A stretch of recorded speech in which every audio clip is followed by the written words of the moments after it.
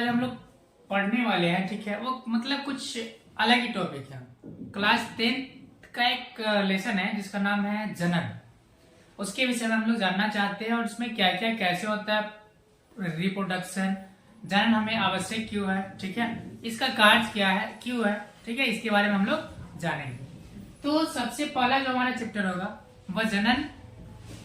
Chapter का नाम है जीव जनन कैसे करते हैं, ठीक है। जीव जनन कैसे करते हैं, इसी से संबंधित जो हमें जानकारी प्राप्त करना है, इसी से संबंधित हम लोग जानकारी हासिल करेंगे। यदि आप लोगों को कहीं कोई दिक्कत हो, डाउट हो, ठीक है, तो आप लोग बेहिचक, ठीक है, आप हमें कमेंट कर सकते हैं, पूछ सकते हैं, जो भी जानकारी लेना हो आप हमसे ले सकते हैं। इसके लिए हम हमेशा, ठीक है, अवेलेबल रहेंगे। तो चैप्टर का नाम है जीव जनन कैसे करते हैं, ठीक है। जीव मतलब हम लोग है, ठीक है, यानी जो जीवधारी है, भूमि पर रहते हैं वे जनन कैसे करते हैं, उसमें क्या क्या उपयोगिता है, क्या क्या लगता है, ठीक है, इसके विषय में हम लोग जानेंगे। तो चलिए, सबसे पहला हमारा प्रश्न उठ के आता है कि जनन किसे कहते हैं। जनन किसे कहते हैं? जीवधारी या जो भी मनुष्य, ठीक है, या जो भी जीव है, अपने संख्या में वृद्धि करने के लिए, अपने संतान को, अपने पीढ़ी को आगे बढ़ाने के लिए क्या करते हुए जनन करते हैं। लेकिन भाई जनन किसे कहते हैं, चैप्टर का नाम क्वेश्चन है पहला। जीवधारियों में अपने समान जीवों को पैदा करना एक प्रमुख लक्षण होता है। जीवों में अपने समान जीवों को पैदा करना एक प्रमुख लक्षण होता है, हम लोगों का लक्षण है, ठीक है। जिस प्रक्रिया द्वारा अपने संख्या में वृद्धि करते हैं उसे हम जनन कहते हैं। क्या होगा? जनन कहते हैं। जीव जिस प्रक्रम द्वारा अपनी संख्या में वृद्धि करते हैं उसे हम क्या करते हैं? जनन करते हैं। असल में जो जनन है, जनन जीने के लिए आवश्यक नहीं है। जनन जो है जीवित रहने के लिए आवश्यक बिल्कुल नहीं है। तो आवश्यक क्यों है? संख्या में वृद्धि करने के लिए, पीढ़ी को चलाने के लिए, ठीक है, संख्या में वृद्धि करने के लिए, पीढ़ी को आगे चलाने के लिए आवश्यक है। कि नहीं, हम मर जाएंगे तो मेरा पीढ़ी क्या होगा, यदि बच्चा नहीं होता है, ठीक है, तो मेरा पीढ़ी आगे, वंश आगे कैसे बढ़ेगा।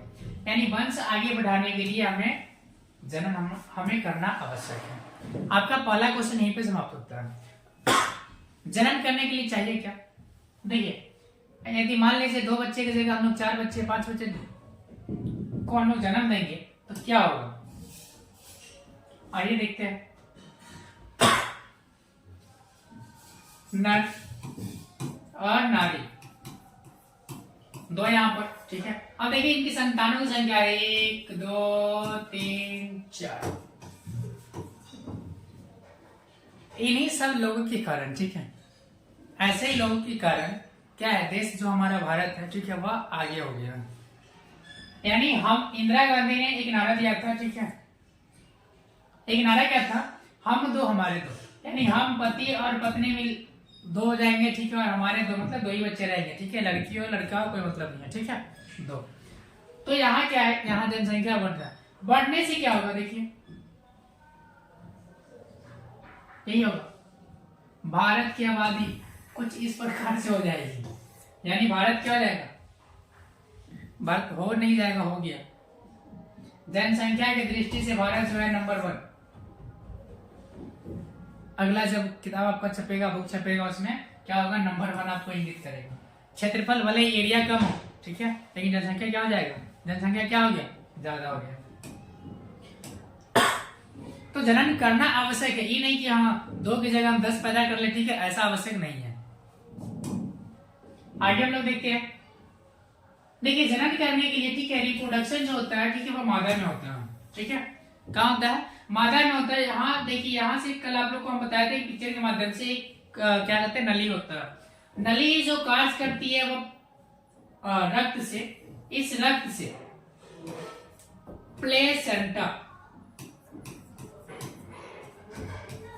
प्लेसेंटा नामक जो हार्मोन्स क्या करते हैं, रक्त जो होता है, ठीक है, रक्त को वह लेकर, ठीक है, प्लेसेंटा नामक मार्ग के माध्यम से वो बच्चे को नाभि के माध्यम से भोजन प्रदान करता है, ठीक है। यह बच्चों में बच्चों के उत्पादन के लिए होता है। यह मादा में होता है, ठीक है, और यह मादा का क्या करते हैं, कुछ क्या करते हैं, जनन अंगों का यहाँ पे नाम दिया हुआ है। आइए अगला क्वेश्चन देखते हैं। जीवों में विभिन्नता आवश्यक क्या है? आवश्यक क्यों है? कोई जट मान लीजिए कि मेरा एक शक्ल हो गया सेम टू सेम और मेरे भाई का सेम टू सेम वही शक्ल हो जाएगा, ठीक है। यदि हम चोरी करेंगे तो मेरा भाई क्या हो जाएगा, पकड़ाकर जेल जा सकता है, जेल चला जाएगा। यदि हम गलती करते हैं तो उसकी सजा उसे मिलेगा, या वो गलती करेगा उसकी सजा क्या होगा, हमें मिलेगा। यदि अब विभिन्नता नहीं होगा, समानता होगा तब। तो इसलिए क्या है, जीवों में विभिन्नता होना अनिवार्य है, ठीक है, रहना चाहिए। क्यों रहना चाहिए? देखिए, संसार में प्रत्येक जीव अलग अलग रूप, रंग, आकार का होता है। उसकी कोशिका केंद्रक में उपस्थित डीएनए संतान में माता पिता के गुणों को लेकर आता है। डीएनए जो होता है, डीएनए के कारण मतलब विभिन्नता पाई जाती है। और किसके कारण? वातावरण के कारण, वातावरण, परिस्थिति, मौसम के कारण, ठीक है, डीएनए के कारण जीवों में विभिन्नता पाई जाती है।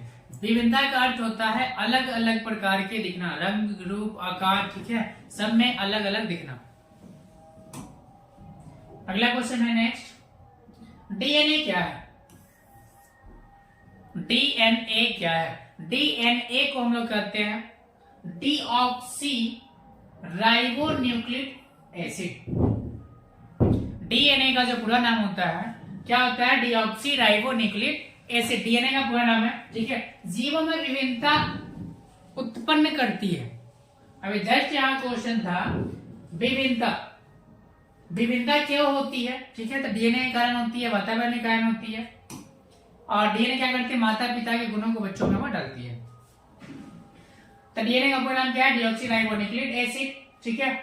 जीवों में विभिन्नता उत्पन्न करती है, आवश्यक है, क्योंकि जब पर्यावरण परिस्थितियां अचानक बदलती रहती है, जब पर्यावरण परिस्थितियां अचानक बदलती रहती है, गर्मी से ठंडा, ठंडा से बरसात, जो भी हो, परिस्थितियां क्या होती है? बदलती रहती है, ठीक है। तब जीवों का विनाश होना निश्चित रहता है कि विनाश होगा ही होगा। इस स्थिति में केवल वह जीव बचते हैं, ठीक है, वह जीव बचते हैं जिसमें विभिन्नता पाई जाती है, मतलब रंग, रूप, आकार अलग अलग पाई जाती है। मान लीजिए हम मर जाएंगे, मेरा भाई तो बच जाएगा ना, या जो मतलब अलग अलग प्रकार के जो जीव है, ठीक है, मेरे अलावा कोई और, ठीक है, वो बच जाएंगे, जिससे विभिन्नता पाई जाती है, अर्थात उनमें अनुकूलन होने की क्षमता होती है, जो परिस्थिति आया परिस्थिति में ढलने की क्षमता होती है। डायनासोर जो था अपने परिस्थिति के अनुसार अपने आप को नहीं ढल पाया, ठीक है, जिसके कारण उसकी प्रजातियां क्या हो गई? विलुप्त हो गई, मतलब समाप्त हो गई। आगे देखते हैं, जनन के दो प्रकार होते हैं। क्वेश्चन पूछा जाए जनन कितने प्रकार के होते हैं, तो जनन दो प्रकार के होते हैं, अलैंगिक जनन और लैंगिक जनन। अलैंगिक जनन और लैंगिक जनन। लैंगिक जनन में नर और मादा यानी स्त्री और पुरुष, नर और मादा बोलिए या स्त्री और पुरुष बोलिए, ठीक है, दोनों मिलकर जनन में भाग लेते हैं, उसे हम लोग क्या कहते हैं? लैंगिक जनन कहते हैं। आगे इसके विषय में हम लोग पढ़ेंगे। अलैंगिक जनन के कितने प्रकार होते हैं देख लेते हैं हम लोग आगे। अलैंगिक जनन किसे कहते हैं? अलैंगिक जनन के लिए नर एवं मादा जनन अंगों का कोई उपयोग नहीं होता। यहाँ पे क्या होगा? नर, ठीक है। अलैंगिक जनन में नर एवं मादा जनन अंगों का कोई उपयोग नहीं होता है, अलैंगिक जनन कहलाता है। उसे हम क्या कहते हैं? अलैंगिक जनन कहते हैं। हो जाएगा, आप लोग लिख लीजिएगा, जिस जनन में, ठीक है, नर और मादा जनन अंगों का उपयोग नहीं किया जाता है, उसे हम लोग क्या कहते हैं? अलैंगिक जनन कहते हैं। तो नर जनन अंग क्या है? वृषण। मादा जनन अंग क्या है? अंडाणु या अंडाशय बोल सकते हैं, ठीक है। आगे, अलैंगिक जनन की विशेषता क्या है? इसमें जीवों का सिर्फ एक ही गुण, ठीक है, एक ही विशिष्टि ही भाग लेता है, चाहे वह नर हो, चाहे मादा हो, चाहे कुछ भी हो। यानी वह इसमें शुक्राणु और अंडाणु कोई भाग नहीं लेता है, न नर लेता है, न मादा लेता है, न शुक्राणु न अंडाणु। यानी वो क्या होता है? उसकी कोशिका विभाजन होता है। किसमें? अलैंगिक जनन में कोशिका विभाजन, ठीक है, से बच्चे का जन्म होता है। अलैंगिक जनन के बाद जो संतान उत्पन्न होते हैं वो अपने पिता के समान ही दिखते हैं। आनुवंशिकी गुणों में जनन समान होता है, यानी आलू यदि आप रोपिएगा तो आलू ही प्राप्त होगा, ठीक है। यदि आम का पेड़ रोपिएगा तो आम का पेड़ ही प्राप्त होगा आपको। वह क्या है? अलैंगिक जनन हो जाएगा। ठीक है। इस प्रक्रिया में ज्यादा संख्या में जल्दी संतान उत्पन्न होते हैं। यदि मान लीजिए, ठीक है, हमें बच्चे उत्पन्न करना है तो हमें एक बच्चे को उत्पन्न करने के लिए कम से कम 9 महीने का टाइम लगता है, ठीक है, या 1 साल मान लीजिए। 9 महीने से मतलब बच्चा गर्भ में रहता है। इसमें क्या है कि 1 साल के अंदर, ठीक है, हजारों बच्चा पैदा कर सकता है। किस विधि द्वारा? अलैंगिक जनन के माध्यम से। इस प्रक्रिया में ज्यादा संख्या में जल्दी संतान उत्पन्न हो सकते हैं। इसमें निषेचन की जरूरत नहीं होती है। निषेचन की जरूरत, ठीक है, जीवों में होती है, ठीक है, लैंगिक जनन में होता है, और लैंगिक जनन में निषेचन की जरूरत नहीं होती, उसमें कोशिका विभाजन होता है। निम्न कोटि में पौधे एवं जीवों में यह प्रक्रिया विशेष रूप से पाई जाती है। निम्न कोटि में, ठीक है, जो प्रक्रिया होती है पौधे में और जीवों में, कुछ जीवों में पाई जाती है। आगे देखते हैं हम लोग अलैंगिक जनन के कुछ विधियां, ठीक है, कौन कौन विधि है? विखंडन है, मुकुलन है, बीजाणु जनन है और कायिक प्रबंधन है। विखंडन में आता है द्विखंडन या बहुखंडन, ठीक है, दोनों आ जाता है। विखंडन जैसे आप लोग कीजिएगा, ठीक है, पढ़िएगा, तो विखंडन में क्या हो जाएगा, ठीक है, द्विखंडन और बहुखंडन। अलैंगिक जनन की मुख्य विधियां कितने हैं? तो 4 है, 1, 2, 3 और 4। अलैंगिक जनन के मुख्य विधियां कितने हैं? तो 4 है, विखंडन, मुकुलन, बीजाणु जनन और कायिक प्रबंधन। इसके माध्यम से, ठीक है, अलैंगिक जनन किया जाता है। देखिए मुकुलन किसे कहते हैं? मुकुलन एक प्रकार का अलैंगिक जनन है जो जनक के शरीर से धरातल से कलिका फूटने या पलवर्ध निकलने के फलस्वरूप संपन्न होता है। मान लीजिए कोई जनक है, ठीक है, जन्म देने वाले को जनक कहा जाता है, ठीक है। जनक के शरीर से यानी किसी भी अंग से, ठीक है, वह कलिका क्या होगा? टूटेगा, फूटेगा, ठीक है, और वो बाहर निकल के वो स्वतंत्र जीव बन जाएगा, ठीक है।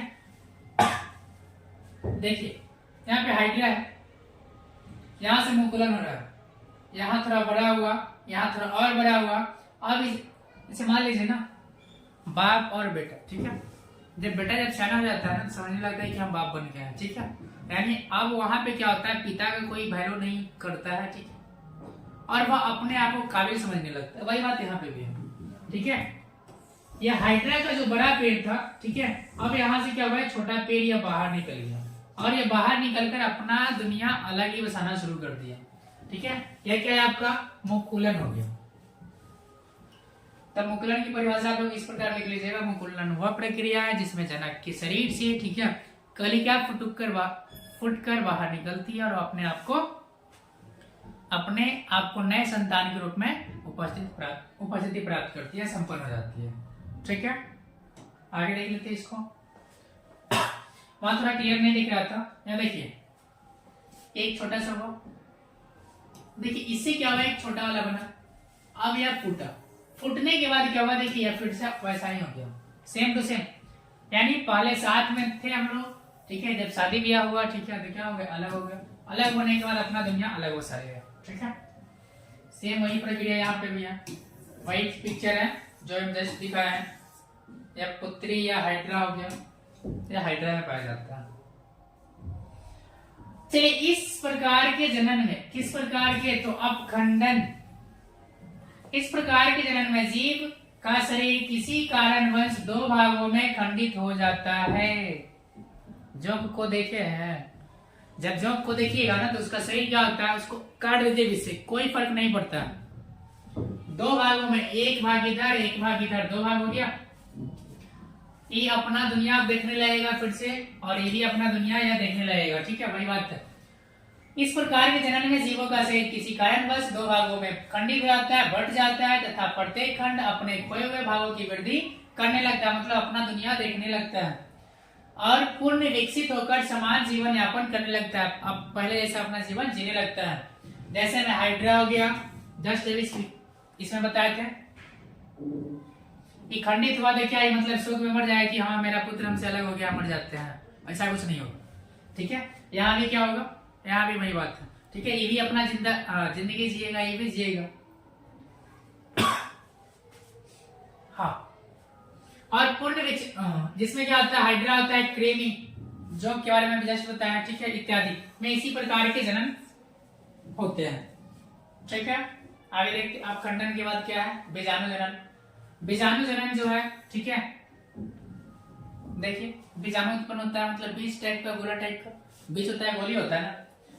निम्न श्रेणी के जीवों के शरीर में इत्यादि बीजाणु, ठीक है, बीजाणु निर्माण अलैंगिक जनन की मुख्य विधियां है। इसके अंदर छोटी छोटी गोल रचनाएं होती है जिसके आसपास, ठीक है, जिसे क्या कहते हैं, आसपुर कहते हैं या बीजाणु कहा जाता है। वातावरण में अनुकूल परिस्थिति उत्पन्न होती है तब बीजाणु अंकुरित होने लगता है। अब वातावरण में वैसा परिस्थिति उपस्थित होगा, ठीक है, तब उस समय क्या होगा, बीजाणु जो होगा मतलब बीज अंकुरित होगा। बीज कब अंकुरित होगा, जब उसके लायक वैसा परिस्थिति मिलेगा तब। यानी मान लीजिए सूखा पे क्या करते हैं, मिट्टी है पूरा सूखा हुआ है, ठीक है, उस पर बीज फेंक दीजिए, उत्पन्न ही नहीं होगा। जब तक उसे नमी नहीं मिलेगा, उसके उत्पन्न होने का वातावरण नहीं मिलेगा, ठीक है, तब तक नहीं होगा। सपोज मान लीजिए बच्चा गर्भ में है, ठीक है, तब तक उत्पन्न नहीं होगा जब तक उसका समय नहीं आएगा तब तक। तो इसके भीतर की कोशिकाएं वृद्धि करके बाहर आ जाती है और नए जीव का निर्माण हो जाता है। जब बाहर निकल के आएगा, फुट के बाहर आएगा, तभी तो नए बीज का उत्पन्न होगा ना, यानी नए जीव का निर्माण होगा। आगे देखते हैं हम लोग कायिक प्रवर्धन। आप आलू को देखे होंगे, यह आलू है, ठीक है, यहां से एक इसका आंख निकला, इसको काट के अलग कर लीजिए, एक आपका आलू का पेड़ हो गया। दूसरा यहां से कर लीजिए, तीसरा कर लीजिए, चौथा कर लीजिए, पंचवा कर लीजिए, छठा कर लीजिए, आपका 6 आलू का पेड़ हो गया। कभी कभी हमें गार्जियन जो बोलते क्या कहते हैं, आलू रोपने के समय मम्मी या पापा बोलते हैं कि हाँ आलू को पूरा काटो, ठीक है, और बोलते हैं कि दो दो आंख को एक साथ काटो। इसका रीजन क्या है पता, एक यदि धोखा देगा ना, दूसरे से काम चला लेंगे। यानी एक यदि नहीं जन्म पाता है, ठीक है, नहीं ऊपर निकलेगा तो क्या होगा, ई निकलेगा। यानी वहां माता और पिता जो भी है, ठीक है, वहां पे क्या करते हैं, ऑप्शन 2 लेकर चलते हैं। यानी एक काम नहीं किया ऑप्शन, दूसरा ऑप्शन तैयार रहता है। जैसे कोई फिल्म देखे होंगे, फिल्म में क्या होता है कि एक क्या कहते हैं, जैसे किसी मिशन को पूरा करने के लिए 2 रूल बनाए जाते हैं, ठीक है, 2 नियम बनाए जाते हैं, नियम ए और नियम बी। यदि नियम ए से यदि वो काम हो गया तो ठीक है, नहीं हुआ तो नियम बी को फॉलो किया जाता है और उससे काम हो ही जाता है। तो कभी भी आप लोग आगे बढ़िए, ठीक है, तो 2 नियम लेकर चलिए। ये नहीं कि 3 क्वेश्चन बनाना है तो 3 ही बनाएंगे, 3 नहीं, 3 क्वेश्चन बनाना है तो 3 ही याद करने का कोई जरूरत नहीं है, तुम पूरा याद कर लो ना, जो भी हमसे पूछा हम बता देंगे वहां पर। तो यहाँ पे क्या है, आलू का सेम उसी प्रकार से है। अब यहाँ आप लोग देखे होंगे, लहसुन भी देखे होंगे, प्याज भी देखे होंगे, ठीक है। प्याज में तो छोटा छोटा करके भी हम लोग कर सकते हैं, लेकिन प्याज में ऐसा कुछ नहीं किया जाता। प्याज क्या बिच्छी टाइप के हम लोग रोप के निकाल देते हैं। लहसुन जो होता है, लहसुन को अलग अलग जगह को छोड़ा के उसको रोप दिया जाता है। और ये देखिए गुलाब का पेड़ हो गया, ठीक है, कांटा यहाँ साफ साफ दिख रहा है। गुलाब सूंघने में सुंदर होता है, लेकिन कांटा बहुत चुभता है, ठीक है। और यहाँ नारियल का भी यहाँ पे दिया हुआ, ठीक है, और कुछ पेड़ भी यहाँ पे दिया हुआ।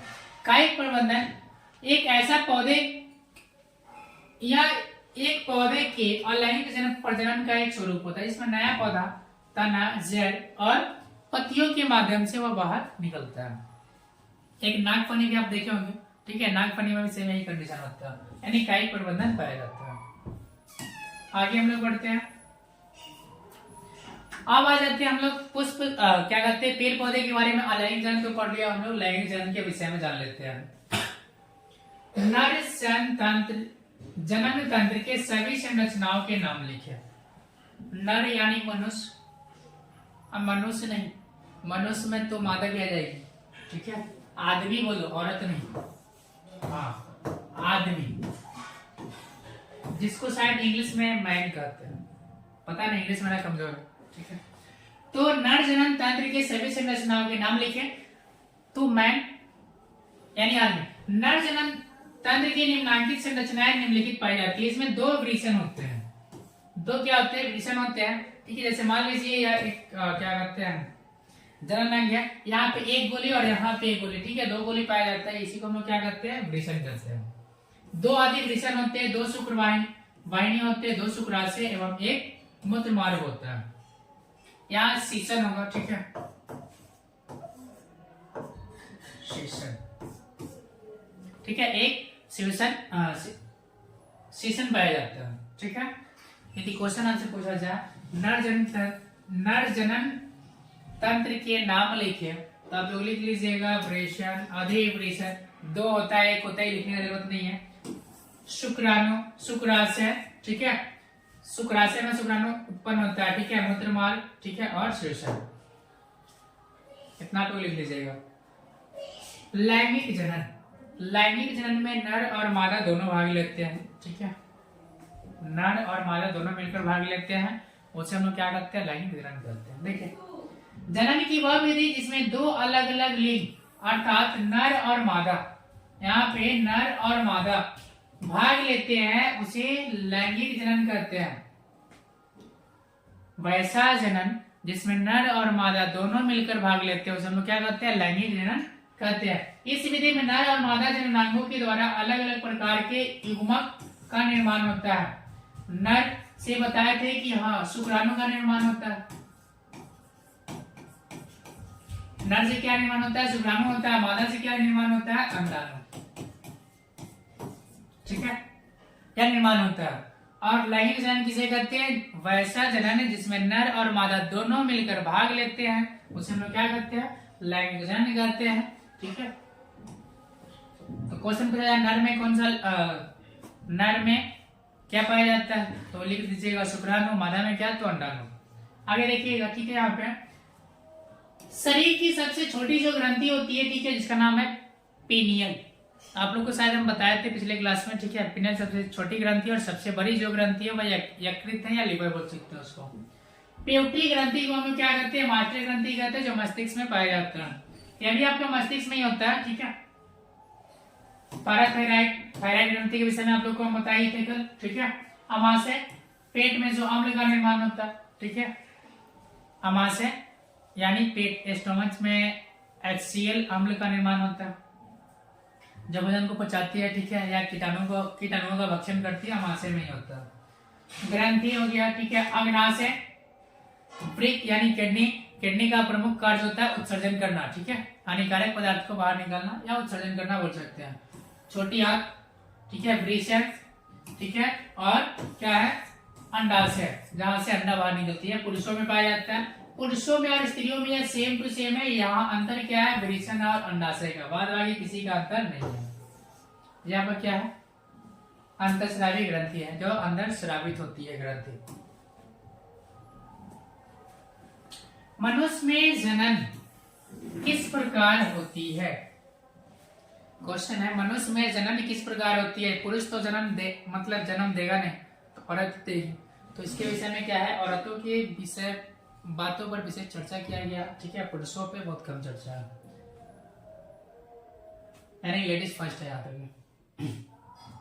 क्वेश्चन क्या था, जनन कैसे होती है।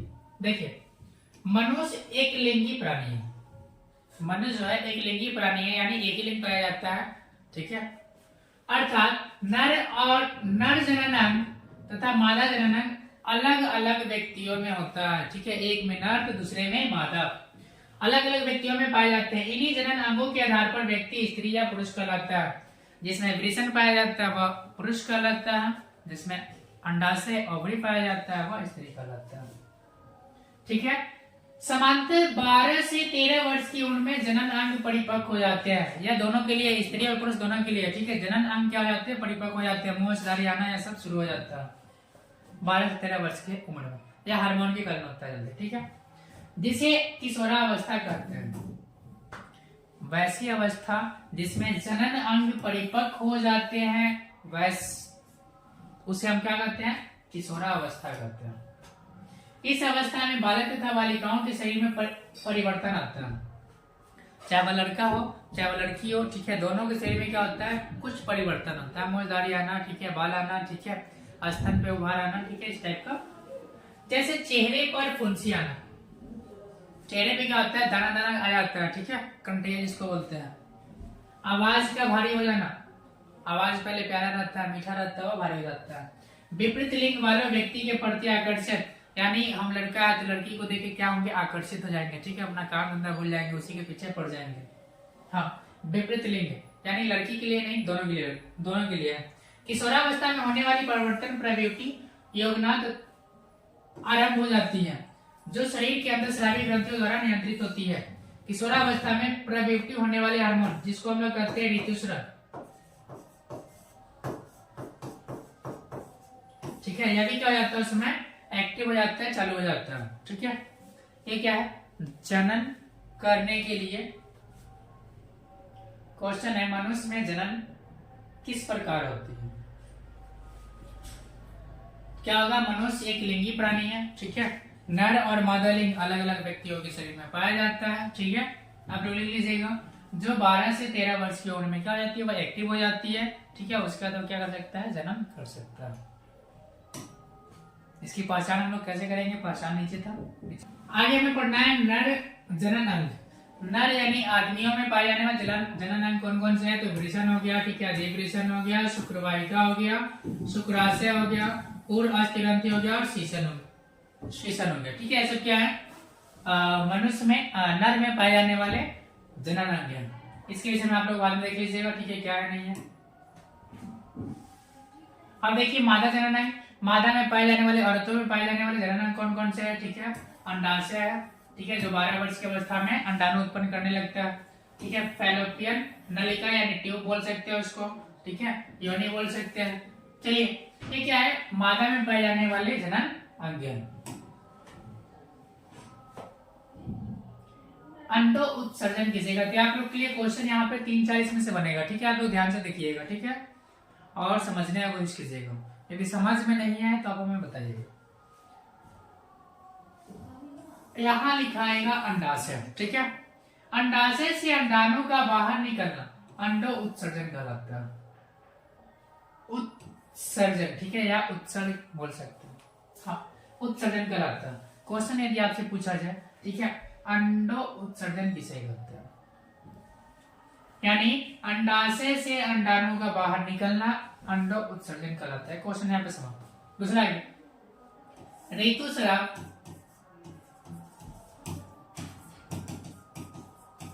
ऋतुस्राव होने के 10 और 12वें दिन के बाद, परंतु गर्भाशय तक पहुंचने में उसे 14 दिन लगता है। किसको, अंडाणु को। अंडाणु को जो है गर्भाशय में पहुंचने में 14 दिनों का समय लगता है, ठीक है। यह गर्भाशय में 2 दिनों तक रहता है। 14वें दिन यानी ये मान लीजिए ना, 12वें दिन ये यहाँ से निकलना शुरू करता है, 14वें दिन पहुंचता है, यानी मान लीजिए 16वें दिन, ठीक है, यानी 15 दिन, 12 से लेके 15 दिन, ठीक है, यानी रजो धर्म की 12 से लेके 15वें दिन तक, हम लोग ऐसे 14 ही जानते हैं। 14वें दिन तक इसी दौरान यदि गर्भाशय में शुक्राणु पहुंचता है, यदि नर लिंग से, ठीक है, शुक्राणु पहुंचता है कहाँ, मादा अंडाणु के पास, ठीक है, अंडाशय में पहुंचते हैं, तब निषेचन की प्रक्रिया होती है। तब क्या होगी, निषेचन होगी, नहीं तो नहीं होगी। अंडाणु शुक्राणु से संलग्न को हम लोग क्या करते हैं, निषेचन करते हैं। जब अंडाणु और शुक्राणु का आपस में मेल हो जाएगा, मिल जाएगा, ठीक है, इस प्रक्रिया को हम लोग क्या करते हैं, निषेचन करते हैं। क्वेश्चन है यहाँ तक हम लोग जान लेते हैं, एक बार फिर से रिपीट कर रहे हैं, ठीक है। अंडाणु जो बाहर निकलता है वह कितने दिन बाहर निकलता है, 14वें दिन। क्या लिखिएगा आप लोग, 14वें दिन लिखिएगा। अंडा, पहला क्वेश्चन है अंडाणु उत्सर्जन से आप क्या समझते हैं,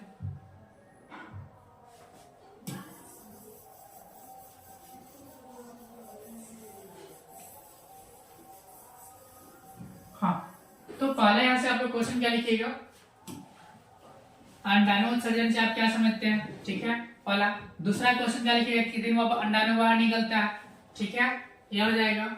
उसके बाद तीसरा जो लिखिएगा, निषेचन किसे कहते हैं, तो निषेचन यहाँ से आप लोग लिख लीजिएगा कि अंडाणु और शुक्राणु के संलग्न को मिलने को हम लोग क्या करते हैं, निषेचन कहते हैं। अंडाणु और शुक्राणु निषेचित होकर जाइगोट का निर्माण करते हैं। क्वेश्चन पूछा जाए, अंडाणु और शुक्राणु जब आपस में निषेचित हो जाता है तो किसका निर्माण होता है, तो जाइगोट का निर्माण होता है। निषेचन की क्रिया संपन्न होने से लेकर शिशु के जन्म होने तक, निषेचन की क्रिया होने से लेकर शिशु के जन्म होने तक की जो अवधि होती है, उस अवधि को हम लोग क्या कहते हैं, गर्भावधि कहते हैं, ठीक है। स्त्रियों की गर्भ अवधि 40 सप्ताह की होती है, यानी 9 महीने 10 दिनों का होता है, ठीक है, यानी 272 दिन हम लोग बोलते हैं, ठीक है।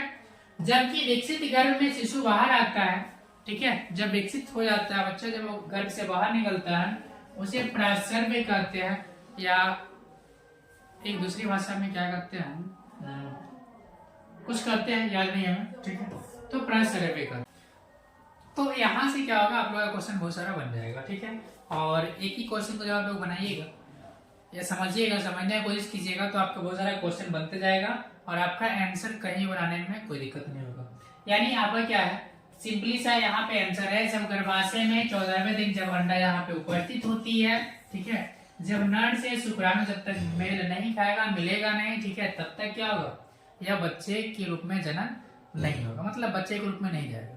यानी हम लोग सिंपली भाषा में कह सकते हैं, ठीक है, जब 12वें से लेके 14वें दिन के भीतर जब तक मतलब क्या करते हैं, शुक्राणु उपस्थित ना हो, यानी सेक्सुअल संबंध स्थापित नहीं किया जाए, ठीक है, तब तक क्या है, गर्भाशय बच्चे का जन्म मतलब भ्रूण के रूप में उपस्थित नहीं होगा। आगे है एआईडीएस क्या है। एआईडीएस जो है एक यौन संचरित रोग है, ठीक है, क्या है, यह एक यौन संचरित रोग है जिसको हम लोग इंग्लिश में कहते हैं, एड्स का पूरा नाम होता है एक्वायर्ड इम्यूनोडेफिशिएंसी सिंड्रोम। एआईडीएस का पूरा नाम होता है एक्वायर्ड इम्यूनोडेफिशिएंसी सिंड्रोम, ठीक है। यह एचआईवी के कारण होता है, यानी जब भी आप लोग शादी ब्याह कीजिए या कुछ भी शादी ब्याह करने से पहले, ठीक है, लड़की और लड़के दोनों आदमी का एचआईवी एक बार जांच करवा लेना चाहिए। ऐसा तो हिंदू धर्म या जो भी धर्म है, ठीक है, इसमें करना अलाउ नहीं है, मतलब करता लोग नहीं है, ठीक है। तो लेकिन कर लेने से क्या होगा, हमारा जो भविष्य होगा, ठीक है, वह सुरक्षित हो जाता है। भविष्य जो रहता है वो क्या होता है, वह सुरक्षित हो जाता है, ठीक है। तो भविष्य सुरक्षित करने के लिए हमें क्या करना होगा, एचआईवी जांच एक बार करवा लेना चाहिए, ठीक है। हम खुद करवा चुके हैं, मतलब सबको करवा लेना चाहिए, ठीक है। तो एआईडीएस क्या है, तो एआईडीएस एक यौन संचरित रोग है, ठीक है। यह एचआईवी के कारण होता है। इस बीमारी से व्यक्ति की प्रतिरोधक क्षमता क्या हो जाती है, समाप्त हो जाती है। जब यह एड्स जब हो जाता है, उसमें रोग से लड़ने की जो क्षमता होती है, वह क्या होती है, समाप्त हो जाती है, और आदमी क्या होता है, सूखने लगता है, यानी पतला होने लगता है, और उसका जो पूरा शरीर वह पीला पड़ने लगता है, इसका मुख्य लक्षण है।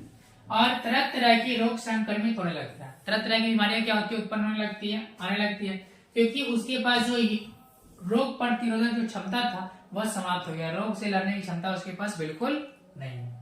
और इस रोगी की मृत्यु भी हो जाती है, जब रोग होगा तो मृत्यु होगा ही, क्योंकि रोग का तो इलाज है नहीं जल्दी, ठीक है। क्या कर सकते, उससे केवल बचाव इतना ही कर सकते हैं कि पौष्टिक खाना खाएंगे और खाना खा के अपने स्वास्थ्य को बनाकर रखेंगे, तभी बचाव है, नहीं तो कोई उपाय नहीं है।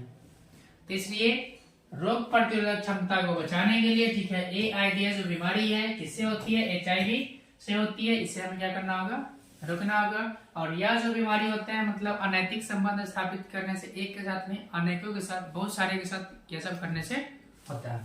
और यह रक्त मतलब क्या कहते हैं, रक्त यदि खराब हो, ठीक है, रक्त के माध्यम से भी हो सकता है, ठीक है।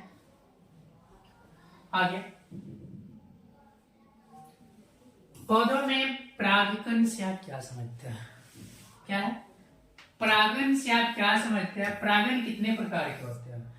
तो परागण जैसे हम लोग पढ़े थे निषेचन, मनुष्य में निषेचन पढ़े थे, सेम उसी प्रकार से पौधों में क्या होता है, परागण होता है, ठीक है। नर जनन अंग से परागण का गमन मादा जनन अंगों पर होना परागण कहलाता है। नर जनन अंग से परागकण कहाँ पहुंचता है, मादा जनन अंग तक पहुंचता है, उसे हम लोग क्या करते हैं, परागण करते हैं। फिर से एक बार रिपीट करते हैं, ध्यान से सुनिएगा। नर जनन अंग से परागकण मादा जनन अंग तक पहुंचता है, इसे हम लोग क्या करते हैं, परागण करते हैं। इस सभी क्रिया को हम लोग क्या करते हैं, परागण करते हैं। और जब नर में मादा, ठीक है, जब अंडाणु के पास शुक्राणु पहुंचता है, उस अभिक्रिया को हम लोग क्या करते हैं, निषेचन करते हैं, और इसे हम लोग कहते हैं परागण। देखिएगा, परागण और परागकण में अंतर होगा, ठीक है, इतना याद रखिएगा, सिर्फ ग का अंतर है।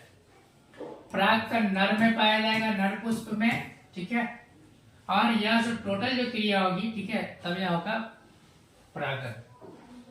इसमें कीड़े, जानवर, हवा तथा पानी सहायक होते हैं। यह जो अभिक्रिया होती है, क्रिया जो होती है, ठीक है, इसमें कीड़े, हवा, ठीक है, जानवर मतलब हिलाता है, ठीक है, ये सब सहायक होते हैं। परागन दो प्रकार के होते हैं। क्या है? परागन दो प्रकार के होते हैं। पहला है स्वपरागन, दूसरा क्या है? परपरागन। स्वपरागन मतलब हुआ खुद के पुष्प में खुद से यदि हो जाए, निषेचित हो जाए, यानी एक ही घर में एक लड़की और लड़के का शादी हो जाए, वह स्वपरागन हुआ। समझ लीजिए तो ऐसी भाषा में, यानी एक पुष्प का जो भाग है इसका यदि किसी पर पड़ गया, ठीक है, यह स्वपरागन हो गया। लेकिन मान लीजिए यहाँ पे आपको हम दो पुष्प कर देते हैं, इसका इस पे जाके हुआ, ठीक है, यानी एक दूसरे से हुआ, ठीक है, तो क्या होगा? यह परपरागन होगा। देखिए आगे क्या है, नहीं है। गर्भ निरोधक गोलियों के विषय में बताया, ठीक है। गर्भ निरोधक यानी मान लीजिए हमें क्या करना है, गर्भ मतलब बच्चे को अपने पेट में स्थापित नहीं करना, मतलब अभी हमें बच्चे को जन्म नहीं देना है, तो इसके लिए हम क्या करते हैं? गर्भ निरोधक गोलियां करते हैं, ठीक है, जो बच्चे को क्या करती है? स्थापित नहीं होने देती है, मतलब निषेचन नहीं होने देती है। परिवार नियोजन की कई उपायों में गर्भ निरोधक गोलियां भी एक उपाय है। दवा खा क्या कर सकते हैं? दो बच्चा हो गया, ठीक है, तो हम लोग क्या करते हैं? दवा खा लेते हैं, ठीक है, जिससे बच्चा उत्पन्न नहीं होता, यानी हमारा परिवार छोटा परिवार ही रहेगा।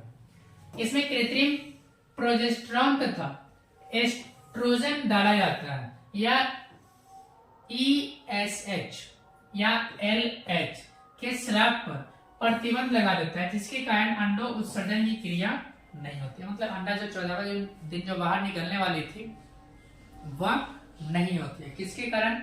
गर्भ निरोधक गोलियों के कारण। आगे है द्विलिंगी जीव किसे कहते हैं? वैसा जीव जिसमें नर और मादा एक ही जीव में पाया जाता है, एक ही शरीर में पाया जाता है, उसे हम लोग द्विलिंगी जीव कहते हैं। जैसे चौक, चेहरा, ठीक है, इसमें क्या है? द्विलिंगी जीव। देखिए वे जीव जिनमें नर और मादा दोनों अंग होते हैं तथा नर और मादा दोनों प्रकार के युग्मकों को उत्पन्न करते हैं। दो होगा, दोनों प्रकार का उत्पन्न होगा ही, बिल्कुल होगा। वैसे जीव को हम लोग क्या कहते हैं? द्विलिंगी कहते हैं या उभयलिंगी कहते हैं। उभय मतलब होता है दोनों, ठीक है, द्विलिंगी कहते हैं या उभयलिंगी कहते हैं। जैसे में यहाँ पे दिया हुआ है केचुआ, कछुआ नहीं, केचुआ, ठीक है। पराग कण निषेचन क्रिया से किस प्रकार भिन्न है? देखिए पराग कण क्रिया और निषेचन दोनों भिन्न किस प्रकार है? परागकण किसमें होता है? पुष्प में। चलिए पहला हम लोग अंदर देख लेते हैं। परागकण होता है पुष्प में, या होता है मनुष्य में, या जीव में। चलिए हम यहाँ मनुष्य ले लेते हैं, ठीक है। परागकण जो क्रिया होती है किसमें होती है? पुष्प में होती है। निषेचन किसमें होता है? तो मनुष्य में होता है, ठीक है। किस प्रकार अंतर है? तो अंतर बता दिए, या पुष्प में होता है और या मनुष्य में होता है। दूसरा, इसमें परागकण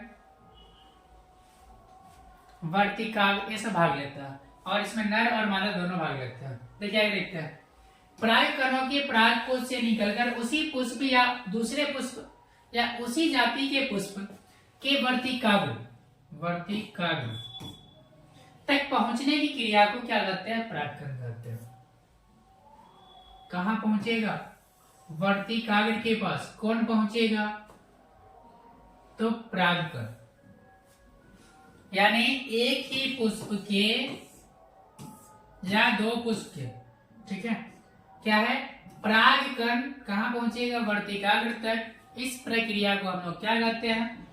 तो परागन कहते हैं। क्या कहते हैं? परागन कहते हैं। और उसमें क्या है? मनुष्य में देखिएगा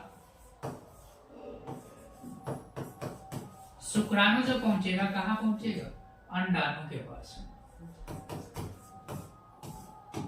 या यहाँ पहुंचेगा। तो इस प्रक्रिया को हम लोग क्या करते हैं? निषेचन करते हैं। दोनों में दो अंतर है।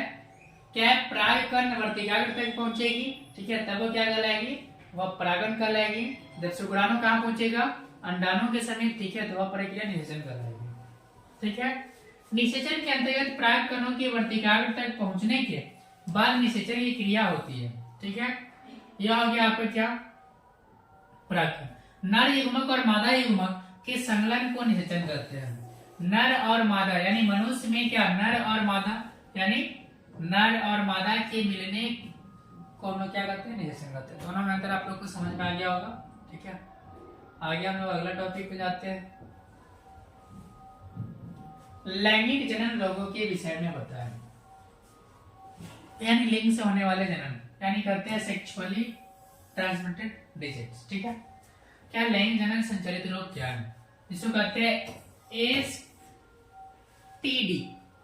एसटीडी का पूरा नाम यहाँ पे लिखा हुआ, ठीक है। यह जो है यौन संचालित होने वाला रोग है, ठीक है। यह कई प्रकार के रोगाणुओं, बैक्टीरिया, वायरस, जीवाणुओं से होते हैं। प्रोटोजोआ ईस्ट सूक्ष्म जीवों के द्वारा उत्पन्न होते हैं मनुष्य में। किसमें होता है? मनुष्य में होता है, जीवों में होता है। बैक्टीरिया से होने वाले रोग क्या है? गोनोरिया, सिफिलिस, ठीक है, थ्योरेसाइटिस तथा सर्विसाइटिस। बैक्टीरिया से संक्रमित होने वाले कुछ रोग, कुछ है, सब नाम नहीं दिया हुआ। सर्विक्स कैंसर, ये किससे होता है? वायरस से होता है। एड्स किससे होता है? वायरस से होता है। कौन से वायरस? HIV वायरस के कारण होता है। हर्पिस, ठीक है, ये सब क्या है? वायरस से संबंधित रोग होने वाले रोग है। प्रोटोजोआ जनित रोग है, स्त्रियों के मूत्र जन्म नलिकाओं में एक प्रकार की प्रोटोजोआ के संक्रमण से होने वाला रोग क्या कहलाती है? टाइकोमोनिएसिस कहलाती है। एक लिंग, इसमें एक लिंग पाया जाता है उसे एक लिंगी जीव कहते हैं। इसमें दोनों लिंग पाया जाता है, स्त्री और पुरुष दोनों पाया जाता है, उसे हम लोग क्या कहते हैं? द्विलिंगी या उभयलिंगी जीव कहते हैं। एक लिंगी के लिए देखिए एसेक्सुअल, एसेक्सुअल, और क्या है? द्विलिंगी के लिए क्या है? बीसेक्सुअल। लिंग मतलब दो लिंग, ठीक है, की परिभाषा इस प्रकार दी गई है। एक लिंगी वे जीव जिसमें नर और मादा समिष्ट रूप से, ठीक है, अलग अलग पाए जाते हैं, जिसमें एक जीव में एक ही लिंग पाया जाता है, उसे एक लिंगी कहते हैं। वैसा जीव जिसमें नर और मादा एक साथ उपलब्ध होते हैं, ठीक है, उसे हम लोग क्या कहते हैं? द्विलिंगी या उभयलिंगी कहते हैं। हम लोग क्या है? हम लोग एक लिंगी जीव है। पौधों में लैंगिक जनन के लिए कौन सा भाग उत्तरदायी होता है? अभी जस्ट बताए थे परागकण।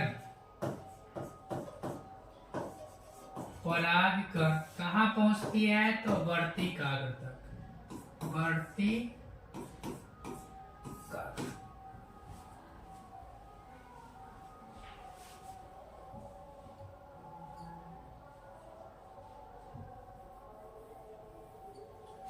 कहाँ पहुंचती है? तो बढ़ती काग्र। देख लेते हैं, ठीक है, ये आपका नर लिंग है और ये क्या है? मादा लिंग है, पुष्प, ठीक है। पौधों में लैंगिक जनन के लिए पुष्प उत्तरदायी होता है, यानी फूल उत्तरदायी होता है, फूल में ही होता है, ठीक है। पुष्प के 4 भाग होते हैं, जिसमें नर जनन अंग तथा मादा जनन अंग दोनों पाए जाते हैं। नर भी पाया जाता है और मादा भी पाया जाता है। नर जनन अंग को पुमंग कहते हैं, पुमंग कहते हैं, और मादा जनन अंग को जायांग कहते हैं। परागकण और वर्तिकाग्र, 4 में से 2 यहाँ दिया हुआ है, पुमंग और जायांग, परागकण और वर्तिकाग्र। देखिए पुष्प को हम लोग देख लेते हैं क्या है नहीं है। चलिए सबसे पहले हम लोग पुष्प को देखेंगे। पुष्प कहाँ गया? अच्छा, पुष्प यहाँ पे नहीं है, बैक कर लेते हैं। देखिए मासिक चक्र कब और क्यों होता है, ठीक है, और कब बंद होता है, इसके बारे में हम लोग जान लेते हैं। जब परिपक्व अंडाणु शुक्राणु से संयोजन नहीं कर पाता, परिपक्व अंडाणु यानी 14वें दिन बाहर निकलता है, 28वें दिन तक वापस अपने जगह पे फिर से चला जाता है। जब परिपक्व अंडाणु अंडाणु जब शुक्राणु से मेल नहीं खाता है, के दिन? 14वें दिन, ठीक है, संयोजन नहीं कर पाता है तो टूट जाता है, बिखर जाता है, या अंडाणु जो है टूट जाता है, बिखर जाता है, खराब हो जाता है, ठीक है, जिसके साथ आंतरिक दीवार एवं अन्य उत्सर्जित पदार्थ बाहर निकलते हैं। इसके अंदर जो पदार्थ जो पाया जाता है बाहर निकलता है। इसे मासिक चक्र, रजोधर्म, ठीक है, या ऋतुस्राव कहते हैं। यह 28वें दिनों के अंतराल पर होता है, या जो महीने में प्रत्येक 28 दिन के अंतराल पे होते रहता है। 2 अंडाणु दोनों बाहर भी निकलता है, ठीक है, एक निकला, निषेचित नहीं हुआ, फिर से क्या होगा? या घर के अंदर आएगा 28वें दिन, या पूरा जैसे मान लीजिए ना, ठीक है, या पक गया, ठीक है, पकने के बाद अंडाणु क्या हो जाएगा? यदि उसको नहीं खाया गया, ठीक है, तो क्या होगा? बर्बाद हो जाएगा। तो उसी टाइप से जो अंडा है वो क्या हो जाएगा? बर्बाद हो जाएगा। बर्बाद होने के बाद जो भी उसमें मतलब प्रोटीन या जो भी पाया जाता है सब टूट के, ठीक है, रक्त के माध्यम से वह बाहर निकल जाता है। शुक्राणु का निर्माण कहाँ होता है, क्वेश्चन है आप लोग के लिए, ठीक है। कैसा होता है ये आप लोग के लिए क्वेश्चन है, ठीक है। शुक्राणु का निर्माण कहाँ होता है? ऑप्शन ए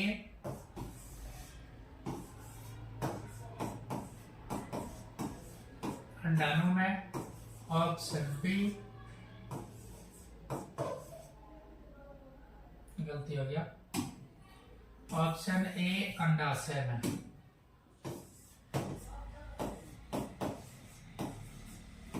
ऑप्शन बी शुक्राशय में, या प्रेडिक्शन इसको हम लिख सकते हैं।